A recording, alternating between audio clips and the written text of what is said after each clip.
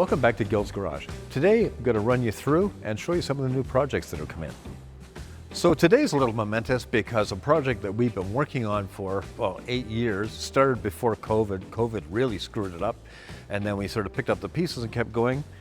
It's this Ferrari here, and it's being picked up today. Clev is just doing the final detailing and polishing up, and away it goes. So that's good.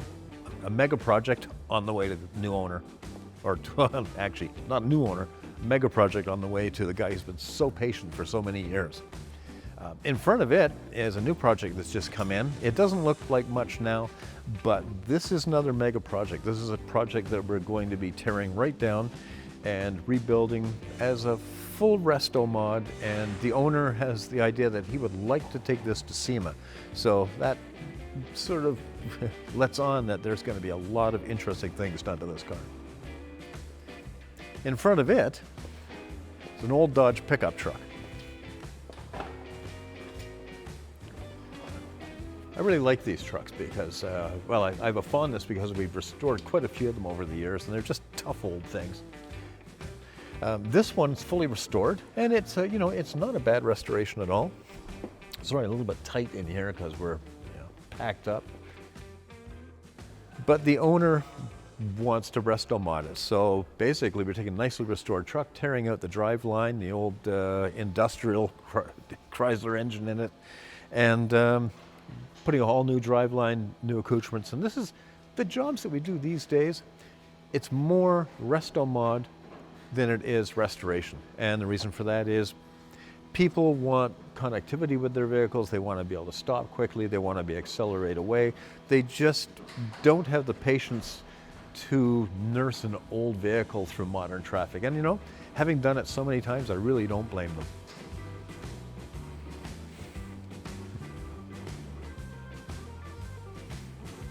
You know, I've got a really soft spot for Jaguars. I love E-types, especially E-type coupes, the early ones, 3.8, and the early 4.2s. I think they're just great cars. But there's something even more special about the XK120s and XK140s. This is an XK140. It's what they call an MC Roadster. Jaguar overproduced some racing heads. I think they ordered 100. Somebody screwed it up and they ended up with 1,000 of them. So in order to get rid of some of the heads, they started the MC Roadsters and MC Cabriolets, and they put these special, more efficient heads on the cars. This is one of those. We restored this car, got to be better than 20 years ago now. The owner had this and a Cabriolet, which is also here for service. And you know, once every 2-3 years, they come in and we just go through, make sure that they're all up to snuff, you know, running wise and everything. Unfortunately, she doesn't drive them very much. They could be driven more, but you know, the good thing about that is they literally haven't changed since we restored them. So, I mean, in that way, it's really good because restoring this car these days would be a whole bunch more money than it was when we did it 20 years ago. Chrysler Fifth Avenue, we're not even going to talk about that. But it's not here to be restored. It's a donor car for another project.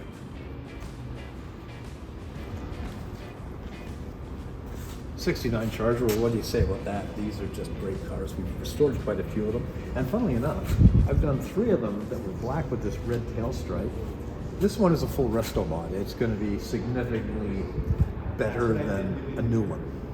And I think we're just finishing up final paint work on it and everything, and then it's ready to go. Believe it or not, up there is another XK140, and that one's a Cabriolet, not a Roadster like the green one outside. And that is the same owner, and we restored it for the same reason, and about the same period, just over 20 years ago. So she's got the pair, and that's another MC as well. It's got the MC heads on it.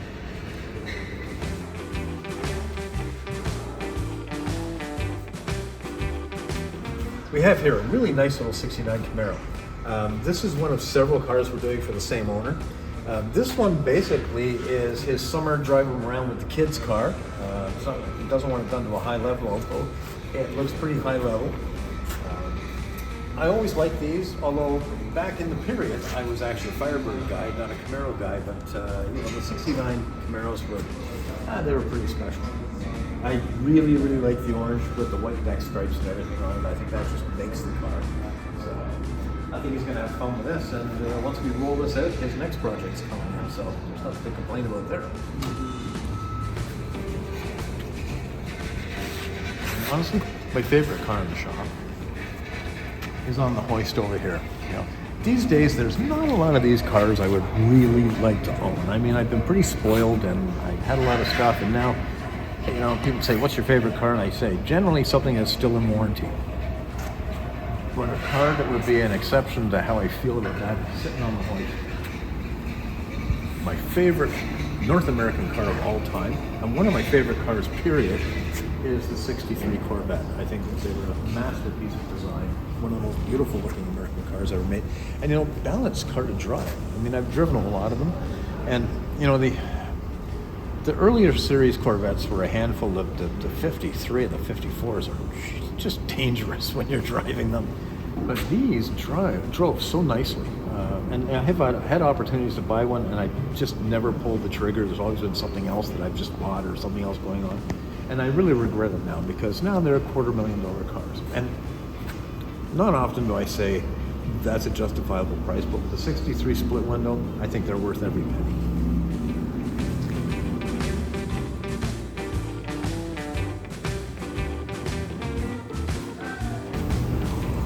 So here's where you can see how far down we take cars. When we're doing a full-blown restoration, and you had to get into every detail and make the car new, then this is what you end up with.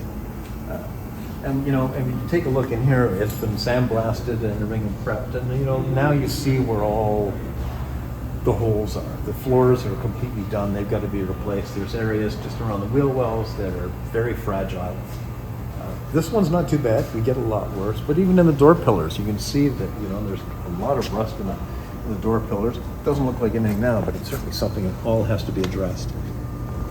And you can't just throw patches on this stuff. This is, when you're finished, basically you shouldn't be able to see the repair. It should look like it never happened.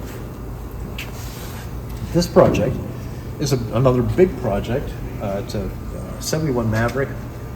It is being completely torn down. Now, it went to another shop and it came to us after it had been there for a couple of years, and a lot of money spent but no progress made. And they did some really weird things, like they caved in the doors and then filled them up with Bondo to make it fit what the swell they were doing. And actually, these swells were significantly further out. In some areas on this car, we had areas of filler that were over 3 inches thick, which would be funny if it wasn't for the fact that the gentleman who owns the car had paid a lot of money for that kind of thing. And the, you know, the floorboards were all pulled out of it, the frame was all pulled out, and they just put a solid sheet of 8-inch steel from one end to the other with no frame. And then there's a 600 horsepower motor going in the front. That wouldn't have worked out that well. So anyway, it's come to us. We've got a chassis made for it now. We're just doing the measurements for the rear axles. You can see the wheels that the car is going to carry are here. The engine is in it for fitting. And there's going to be some significant alterations to the body, but not so that it doesn't look like a 71 Maverick. What it should look like is a 71 Maverick that they redesigned a little bit and rolled into the showroom last year. That's the aim of doing a project like this. And you know what, guys? Subscribe, because I know everybody says, oh, it's really helpful and everything, but it really is. It likes and subscribes.